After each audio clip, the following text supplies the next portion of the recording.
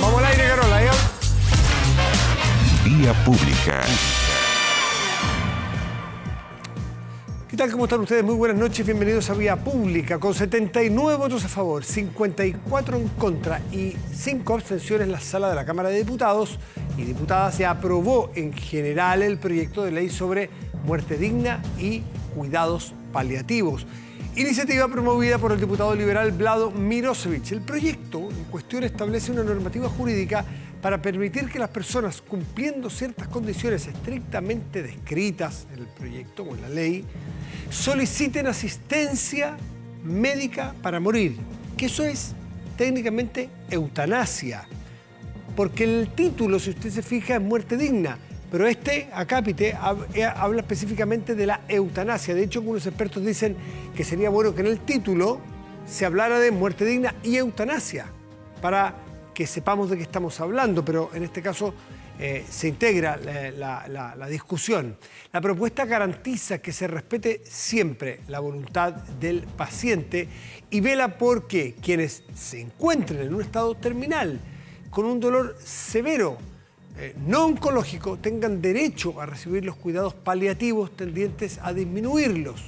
Eso no es eutanasia. Eutanasia es tomar una acción objetiva, una acción de hecho, para que autorizando a alguien para que permita que esa persona muera. El dejar de atender no es eutanasia. Esto es más o menos técnico, pero interesante entrar en esta discusión con objetividad y escuchando a las personas que entienden. Bueno, en la votación, las normas de quórum de ley orgánica constitucional fueron rechazadas y por ser objeto de indicaciones, el texto volverá a ser analizado por la Comisión de Salud de la Cámara. Vamos a la mesa de conversación y vamos a tocar un tema interesante, súper interesante, muy de futuro y que no está tan presente lamentablemente en la agenda de hoy. Los temas de la agenda están súper dominados hace ya un tiempo por Constitución, por 10%, por pandemia, en fin, que son temas relevantes sin duda. Por algo se están discutiendo y se toman la agenda. Pero el de hoy es un tema que ha estado y que es muy importante para muchos chilenos y chilenas. Dígame que no, cuando hablamos de integración social urbana. Integración donde grupos de distintas procedencias, de distintas capacidades económicas, pueden convivir y se hace orgánicamente, muy bien pensado desde el principio, una forma para que haya convivencia. Con lo cual es totalmente lo contrario a lo que pueden ser guetos. Guetos de distinta índole, guetos de inmigrantes, guetos de personas que vengan de un sector socioeconómico, de otro. Bueno, en fin, esto es lo contrario, es la integración. Vamos a conversar con la alcaldesa de Peñalolén, Carolina Leitao, porque inauguran en su comuna, naturalmente, un proyecto de estas características. Carolina, buenas noches, gracias por recibirnos. ¿Cómo estás? Hola, Matías, buenas noches, ¿cómo estás? Muy bien, Muy feliz bien. estoy. Me imagino, porque me quedaba pensando, Peñalolén es de esas comunas que no sé cuántas sean, ¿no? Tú conoces el mundo, el universo municipal seguramente con mucho detalle, pero no son tantas las comunas que pueden hacer integración porque tienen en su comuna esa representación bien variopinta, ¿no? Hay comunas, sabemos, muy ricas, hay comunas muy pobres, otras muy de clase media, está muy sectorizado. Hay algunas comunas como la tuya y otras más donde convive gente con muy distintas realidades. Entonces, eso es así, eso es parte de lo que tú vives en el día a día, ¿no? Absolutamente, yo creo que de hecho Peñalolén se conforma hoy día con muchas personas que fueron erradicadas de comunas que hoy día son las comunas más ricas de Chile y que fueron erradicadas a Peñalolén en su tiempo para conformar nuevos barrios y que hoy día perfectamente podrían haber sido parte de esas comunas, pero en la práctica no lo fueron. Y yo creo que eso es parte de la historia que debiéramos tratar de olvidar y más bien construir algo nuevo hoy día respecto de cómo miramos la ciudad. Y la ciudad no puede seguir haciendo lo que está haciendo hasta ahora, que es expulsar a las personas más pobres a la periferia, porque el precio del suelo es tan alto que finalmente los proyectos de vivienda y de vivienda social en general se desarrollan en esos sectores. Y yo creo que Peñalolén hace tiempo y hace mucho rato venimos corriendo el cerco. de decir esto debe ser posible. No puede ser que una comuna que tiene un precio, digamos, de suelo que ha ido aumentando porque a la comuna le ha ido bien, ha progresado, tiene más infraestructura, todo, finalmente sus habitantes, que son los que fueron parte de ese progreso, terminen siendo expulsados. Y lo que queremos es recibirlos a todos y que haya espacio para todos en un lugar, además, bien ubicado y privilegiado, como es hoy día la Avenida de los Presidentes, o puede ser otro lugar cercano al metro o al transporte público, a escuelas, consultorios, etc. Claro, que la gentrificación, que se llama técnicamente, ¿no es cierto?, cuando aumenta el precio del suelo, no expulse a la gente, que no sea prohibitivo, porque mejor además es un arma de doble filo. Mejora el lugar donde yo estoy, pero mejora a tal punto que me echa a mí mismo.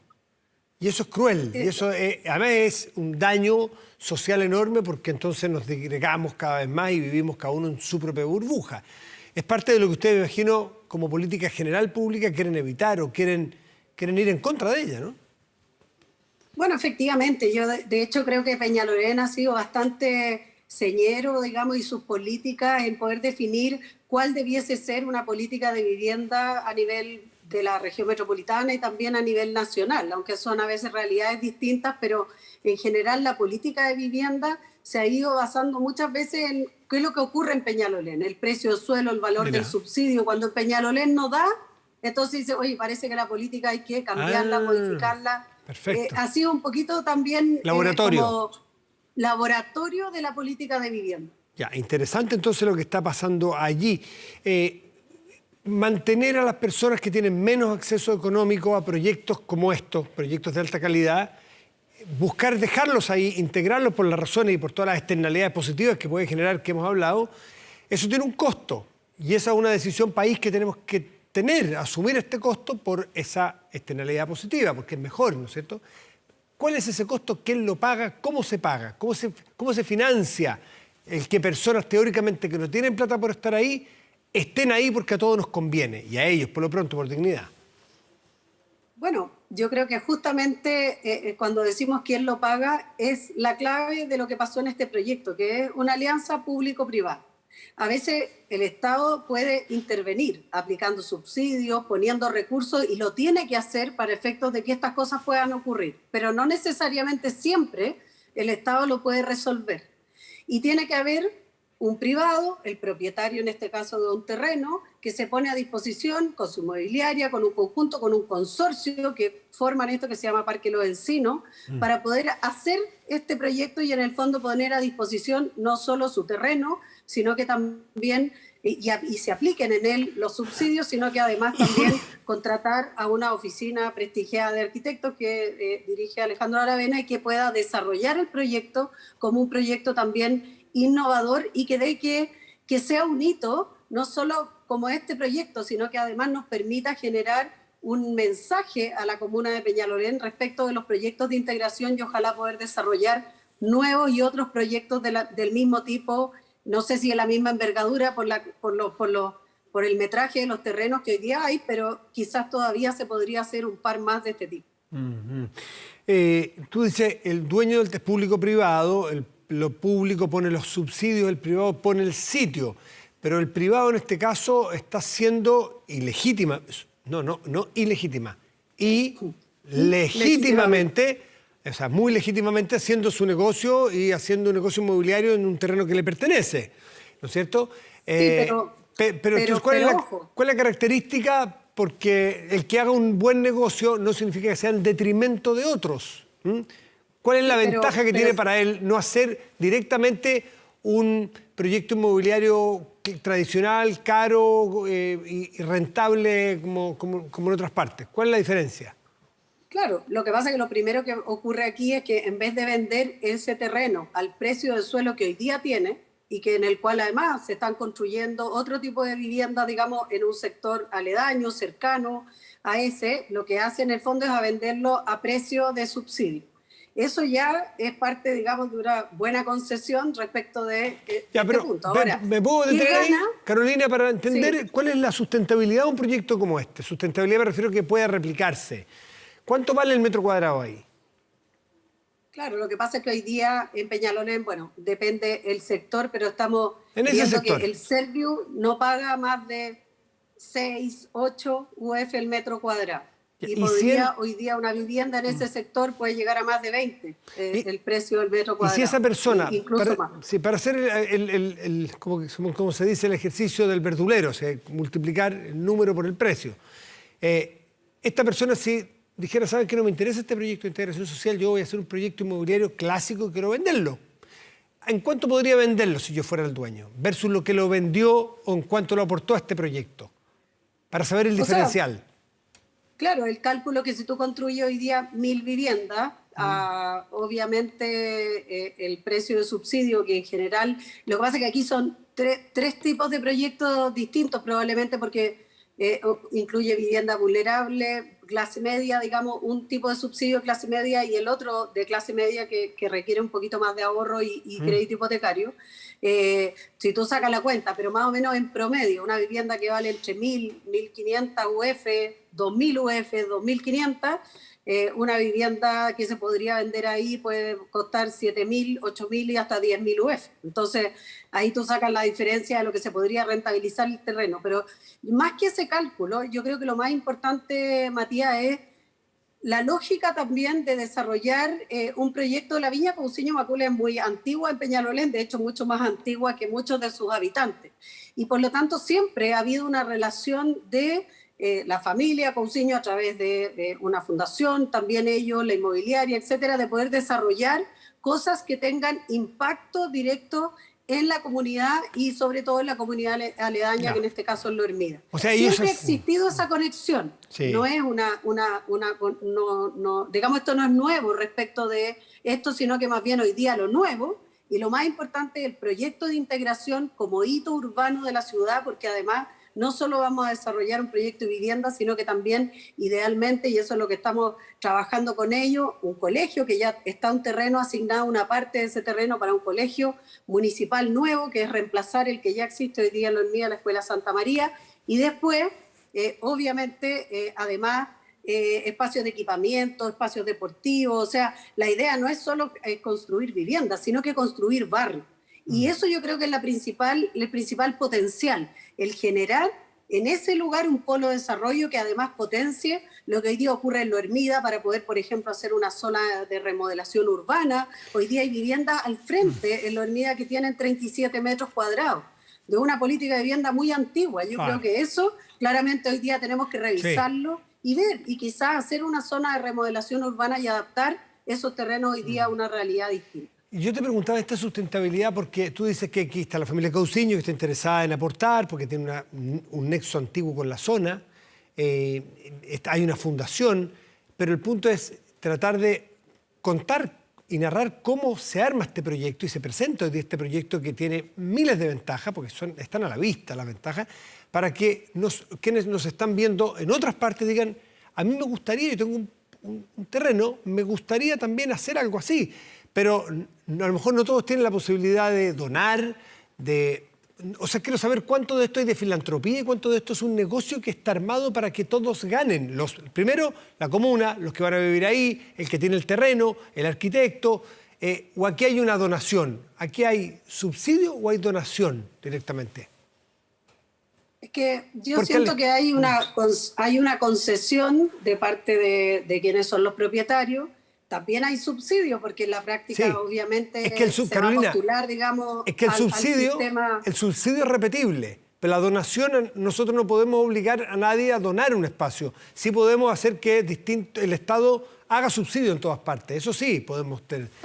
¿Sabes lo que pasa, Matías? Tú dijiste una palabra al principio que es bien decidora, que en el fondo es la ganancia. Es legítimo querer tener ganancia. El tema es qué ganancia quiero obtener y bajo qué condición. Y yo creo que eso es lo que hoy día, más bien yo haría el planteamiento al resto de propietarios que tienen, aquí no es que el propietario se le esté expropiando un terreno, no es que se le quite, no es que no se le está obligando. Aquí hay un acuerdo donde el propietario es el primero en decir, ya, ok, yo quiero hacer este negocio, pero a un precio razonable. Oye, no es el primero que lo hace en el sentido de que tenemos otros propietarios que han vendido terrenos también para vivienda social y quizás han dejado de ganar un margen que pretendían quizás haber podido ganar en otras condiciones, pero han hecho el esfuerzo en terrenos más pequeñitos y para viviendas sociales, digamos, sin deuda.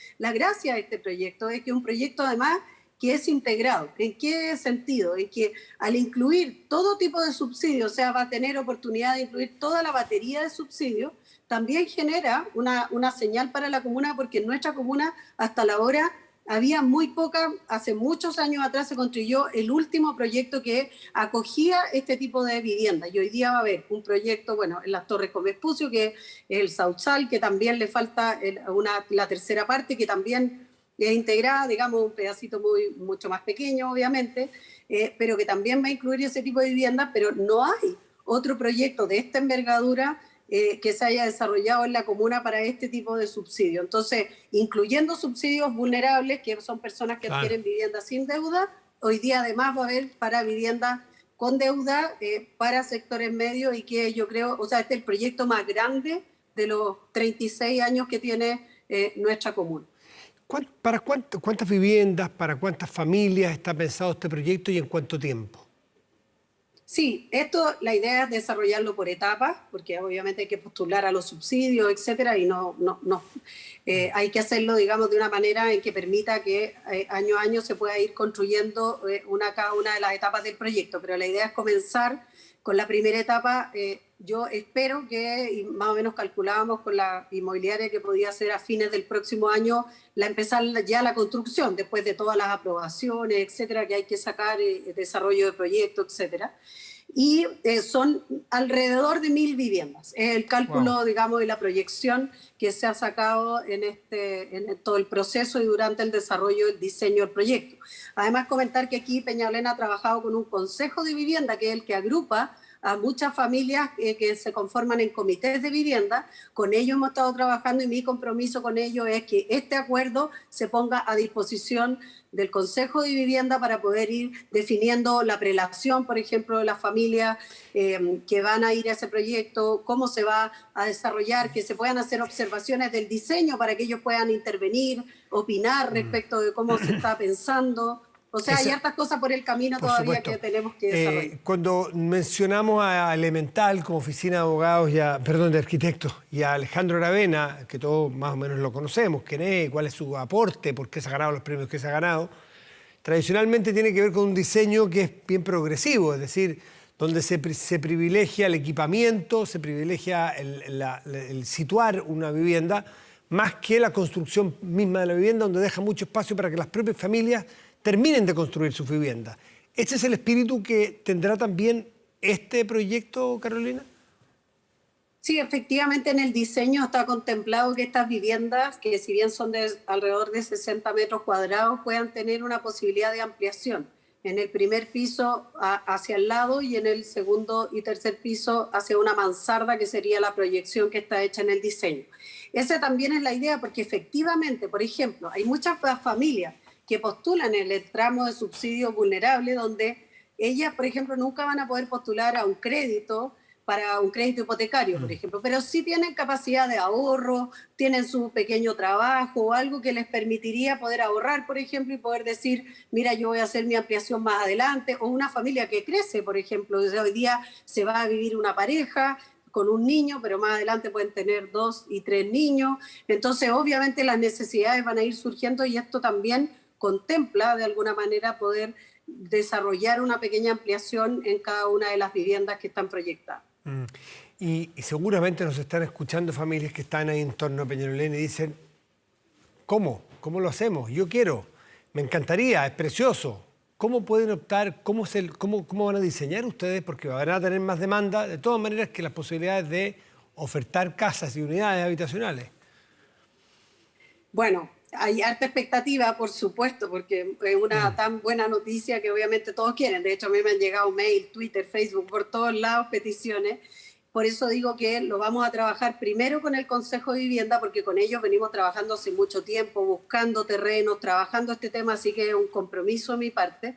Pero de todas maneras, a través de nuestra dirección de vivienda que dirige Sara Campos, la idea es poder acoger toda esa demanda, todas esas preguntas y todo, para poder asesorar, por ejemplo, a aquellas personas que quieran postular en los segmentos de clase media u otros, para ver qué ahorro tienen que tener, cuándo tienen que postular a los subsidios, etcétera, y poder ahí asesorar a cada uno de ellos, porque cada caso es un caso distinto. Entonces la idea es poder abordarlo desde esa perspectiva. no está preconcebido para un grupo de personas ya, sino que se va a ir definiendo para armar este grupo variopinto o más bien de integración con distintos entes, distintos Sí, grupos familiares de la comuna, ¿no? probablemente, sí, probablemente en el rango, digamos, en la primera parte, que es los sectores sin deuda, que es la vivienda, digamos, para sectores Más vulnerables. vulnerable. Ahí el Consejo de Vivienda ya tiene un trabajo, una prelación de familias que están esperando hace tiempo, además, están organizadas, tienen su ahorro,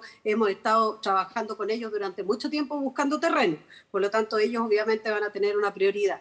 Pero de todas maneras, el resto también, y lo que sigamos trabajando en el resto del proyecto de integración, ellos también tienen familias de ese tipo. Además, de hecho, varios de ellos han estado en las reuniones y por lo tanto también han trabajado en eso y vamos a ir, obviamente, catastrando a las familias que lo necesitan. Y la señal aquí también es que ojalá este proyecto, como surge ahora, puedan surgir otros proyectos más. Esta es la idea, que no sea el último, sino que más bien el primero de muchos de este tipo que nos permita desarrollar mayor integración y, por supuesto, no segregación en la comuna. Carolina Leitado, alcaldesa de Peñalolén, felicitaciones por este proyecto que es esperanzador en la forma de mirar las políticas públicas, sobre todo en vivienda, y muchas gracias por estar esta noche con nosotros. Gracias, Matías, por la invitación y feliz de seguir trabajando en equidad, que es lo que creemos que es importante para nuestro país. Que estemos bien, Carolina. Buenas noches. Chao. Chao. Hacemos una pausa y ya volvemos aquí en Vía Pública. Espérenos.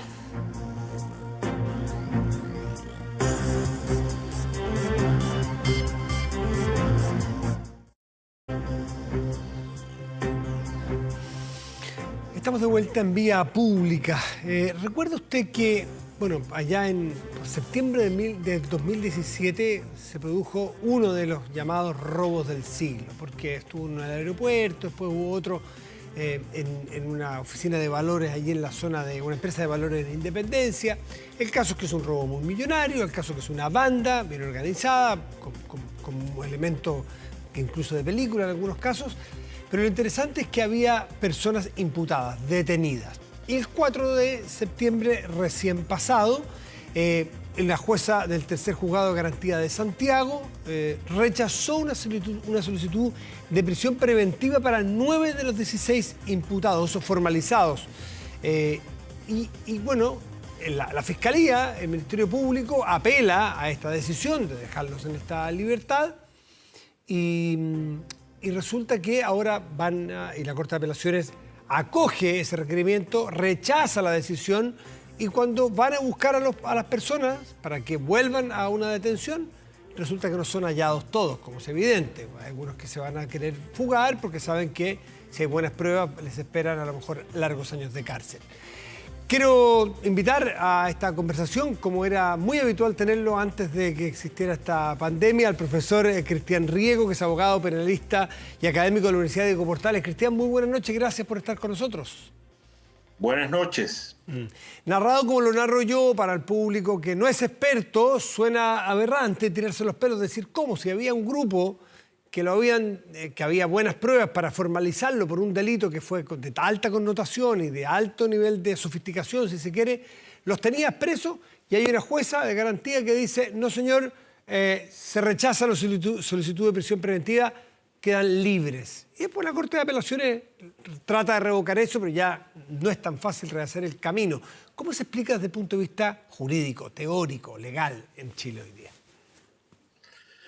Sí, bueno, hay varias cosas que son un poquito complejas, pero vamos a tratar de despejarlas.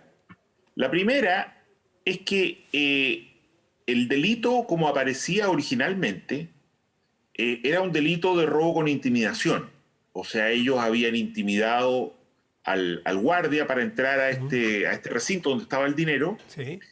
Y esos delitos son en realidad delitos bastante graves que tienen penas de crimen, que se llama, que en Chile en general son penas de más de 5 años, y que en general dan lugar a una prisión preventiva automática o casi automática. Yeah. Pero resulta que la policía descubrió que en realidad los guardias estaban involucrados. Coludidos, o sea, no hubo tal intimidación. Exacto. Y eso hace que el delito en realidad sea mucho menos grave. porque en realidad hay un acceso, digamos, por la vía de que los guardias en el fondo les permiten acceder, y el delito, ese delito de robar algo en un lugar cerrado por una vía que no sea violenta, es un delito que tiene una pena mucho más baja, sobre todo dado que se trata de un lugar no habitado, porque si uno entra a una casa, eso tiene una pena más grave. Pero tratándose de un lugar que no es una casa, donde no vive nadie, la pena es una pena mucho más baja, que no es pena de crimen, y por lo tanto, en principio, no habilita la prisión preventiva. Esto hay que clarificarlo, porque en realidad uno podría pensar que la prisión preventiva no tiene nada que ver con la pena, sino que tendría que ver precisamente con precaver que las personas se fuguen, por ejemplo.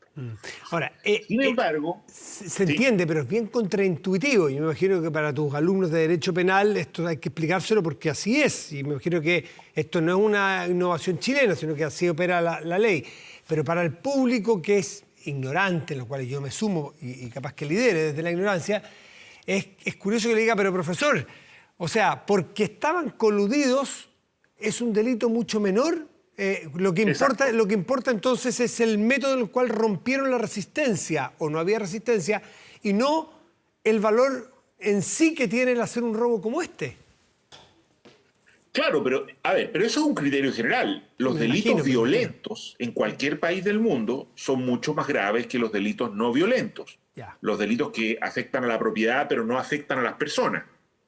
Entonces, en este caso, el monto es muy grande, pero es un delito no violento si las cosas fueron como dice la Fiscalía que fueron. Sí, se entiende el ejercicio, claro. Ahora, pero esto se suma con un problema propio de Chile, digámoslo así, que es que en Chile, producto de diversas reformas que ha hecho el Congreso, y también en alguna medida por presiones que han provenido de la opinión pública, se ha establecido un sistema de acuerdo con el cual la prisión preventiva se aplica o no dependiendo del delito, de la gravedad del delito imputado.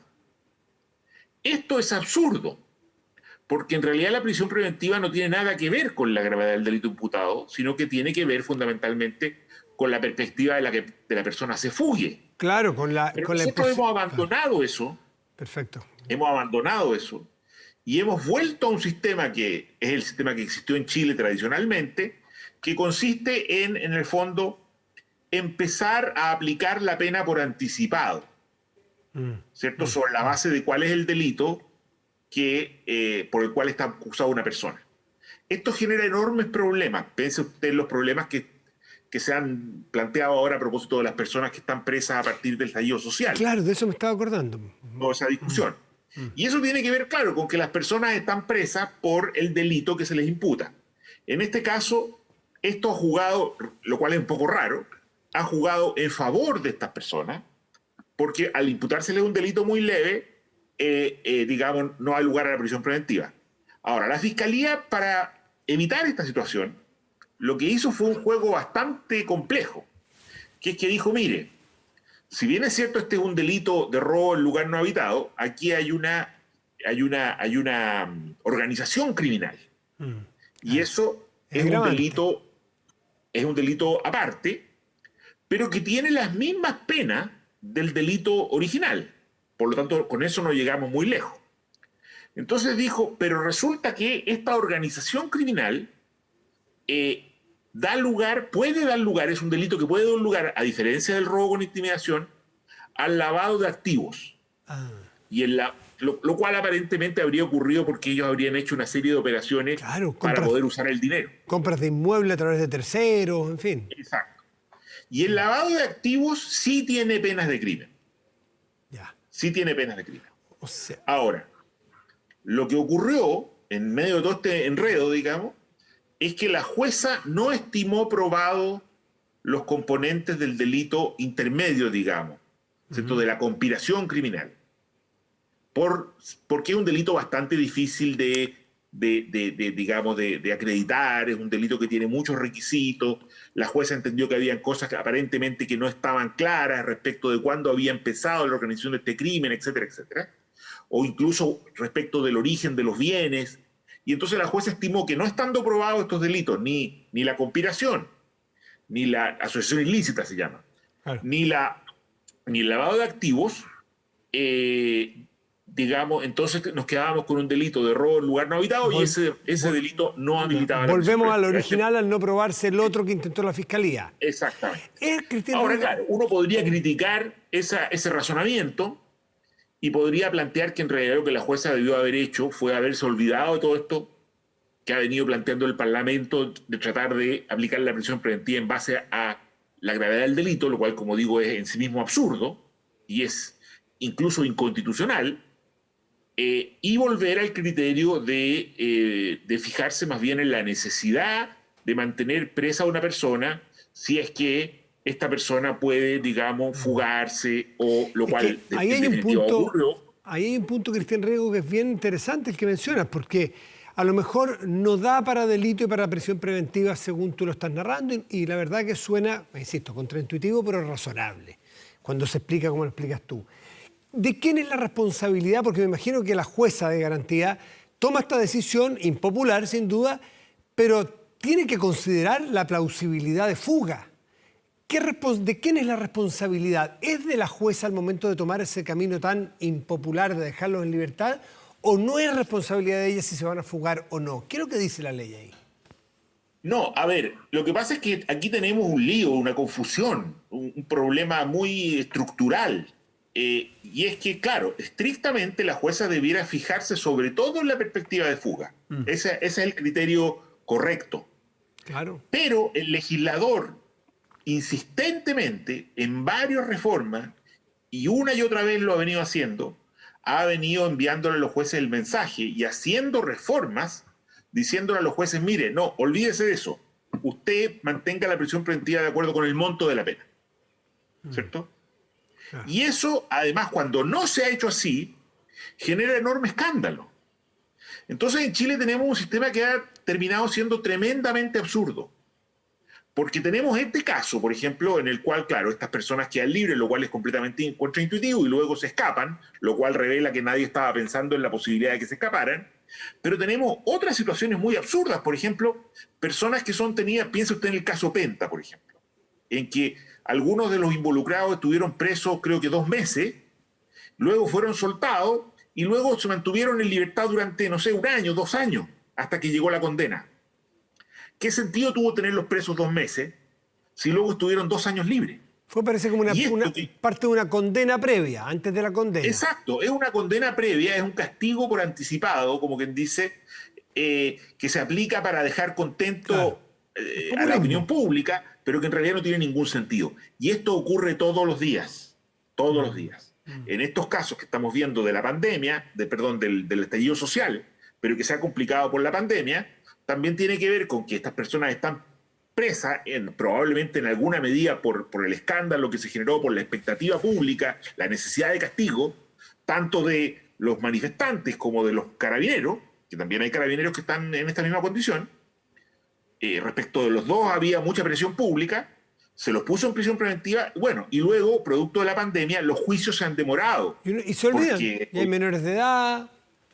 No, en este caso los juicios el problema de que no se pueden hacer de manera presencial. Los juicios se están haciendo de manera virtual, sí, pero con muchas más dificultades y mucho más lentamente. Entonces estas prisiones preventivas se han extendido. Claro. Y estamos encontrándonos con que, claro, la situación empieza a parecer aberrante, que haya personas que esperan casi 1 año por un juicio, por delitos que a lo mejor no son tan graves, pero respecto de los cuales existe una altísima expectativa pública de castigo, de que no haya impunidad. Bueno, pero todo lo que nos están narrando es populismo punitivo puro y duro, es decir, la justicia bailando al ritmo del rating.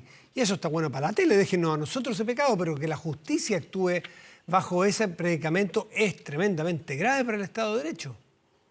Sin duda, en Chile... Ahora, debemos decir en favor de nuestro país que esto es un fenómeno bastante generalizado. En Chile, y yo diría en el mundo, con algunas excepciones, la presión pública sobre el funcionamiento de la justicia ha derivado en una completa distorsión de la prisión preventiva. Lo divertido, digamos, o lo paradojal, es que es la presión pública la que genera estas distorsiones y luego la misma presión pública la que se escandaliza por las distorsiones que provienen del mismo efecto, digamos, porque se transforma en un sistema absurdo. Cristian Riego, ¿hay alguna posibilidad de proyectar de la población penal chilena ¿Cuánto es? ¿40 y algo mil? ¿O estoy muy corto? A ver, la última vez que lo miré estábamos un poco cerca de 44.000, puede haber variado algo, pero Sí. estamos en ese rango. Tú que trabajas en una universidad y que seguramente hay gente haciendo investigaciones, ¿hay alguna proyección de esta población penal de 44.000, que los tenemos muchos de ellos, si no a todos, a gran mayoría en condiciones muchas veces inhumanas? Y esto no lo decimos porque nos gusta decirlo, lo ha dicho la Corte Suprema, lo han dicho organismos de derechos humanos, aunque se olvide que los presos también tienen derechos humanos. ¿Cuánto de la población penal hoy día está en esta condición absurda de que está presa únicamente para que no se genere un escándalo y no porque esté ceñido a la ley? A ver, atención, esto que tú mencionas está ceñido a la ley, porque la ley lo que dice es eso. Ya, pero son búsquedas de la ley. La Constitución dice otra cosa, pero la ley Ya, ha tienes venido, toda la digamos, razón. El legislador ha Claro. ido dando un cambio que muchas veces... Ya, pero... Exacto. Aproximadamente un poco menos de un tercio de las personas antes de la reforma procesal penal era la mitad, después llegó a ser cerca de un 20%, ahora ha venido subiendo algo. Yo diría que en este momento debe estar, no he visto las cifras hoy, digamos, o los días o los tiempos recientes, pero debe estar en un poco menos de un tercio, cerca de un poquito, probablemente menos de un 30%. O sea, si tuviéramos buenas La gente que medidas... está en la cárcel Claro. está esperando, está no condenada, digamos. O sea, si tuviéramos buenas medidas de resguardo, que no haya fuga y que va a poder seguir el juicio normalmente, podríamos tener un tercio menos de población penal. Bueno, no necesariamente, pero podría, porque podrían haber algunos que igual requerirían estar en prisión preventiva. Bueno, por el bien de la Por investigación. ejemplo. Claro, pero en general podrían bajar bastante sustantivamente, Ya. digamos, si es que tuviéramos un sistema de control en libertad, sobre todo, que es lo que no existe, y una legislación racional que atendiera efectivamente a las necesidades de mantener presa a una persona o controlada de cualquier modo para lograr que el juicio se pueda hacer, que es el objetivo. Es el objetivo final. Digamos, exacto. Cristian Rego, muchísimas gracias como siempre. Echamos de menos explicaciones razonables, técnicas en lo jurídico, porque a primera vista muchas veces estas cosas parecen escandalosas y caemos todos en este populismo de que lo que aparece ser y no lo que debiera ser ceñido a derecho. Así que agradezco esta clase de distancia. Gracias, Cristian. Buenas noches. Buenas noches, gracias a ustedes. Chao. Hacemos una pausa y volvemos aquí en Vía Pública.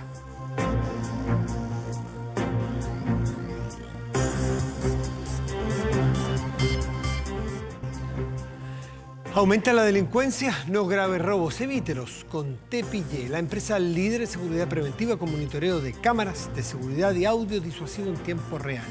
Tepillé protege 24/7 su empresa y también su hogar. No sea usted la próxima víctima y contrátelos en tepillé.cl. Vamos a nuestra pantalla y revisamos nuestro portal de noticias 24horas.cl. Que está encabezado en este momento por, la renuncia del ministro de Defensa, Mario Desbordes. Mañana en la mañana debería producirse entonces el nombramiento del nuevo ministro de Defensa. Hasta donde se sabe, hasta aquí, solamente saldría de gabinete el ministro Desbordes, pero en este momento, hasta hace muy poco rato al menos, estaba en la residencia del presidente de la República reunido un grupo de parlamentarios, ministros del gobierno, dilucidando el momento político. En una de esas aprovecha para hacer un cambio de gabinete más grande en función de que en enero, pocos días más, se vence el plazo para inscribir las candidaturas, una serie de candidaturas que vienen el próximo año en la seguidilla de elecciones. Por lo tanto, en una de esas, el ministro Desbordes, no solamente Desbordes deja el gabinete, sino algunos otros en una de esas. Y el nombre todavía solamente rumores, que no vamos a esparcirlos así porque sí, pero mañana tendremos que tener un nuevo ministro de Defensa. Pausa y volvemos. Espérenos.